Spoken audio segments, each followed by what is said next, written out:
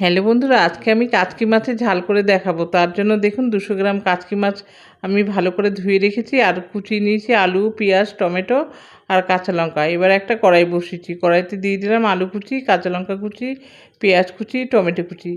এবার দেব হলুদ গুঁড়ো, লঙ্কা গুঁড়ো, স্বাদ মতো লবণ, জিরে গুঁড়ো আর দেব সর্ষের তেল। দিয়ে সমস্ত কিছু খুব ভালো করে মেখে নেব। দেখুন সমস্ত কিছু মাখা হয়ে গেছে। এবার কাচকি মাছ দিয়ে আবারও হালকা হাতে একটু ভালো করে মাখবো। সমস্ত কিছু খুব ভালো করে মেখে নিয়েছি, আমি কিন্তু জল দেইনি। এবার গ্যাসটা ধরিয়ে দিলাম, তারপর ঢেকে রাখবো। দেখুন ফুটে গেছে, আমি আবারও হালকা হাতে নেড়েচেড়ে ঢেকে রাখবো। এবার সমস্ত কিছু সেদ্ধ হয়ে গেছে খুব ভালো করে, রান্নাটা আমার হয়ে গেছে। এবার আমি সার্ভ করে নিলাম। দারুণ লাগে কিন্তু এইভাবে মাছ রান্না করতে।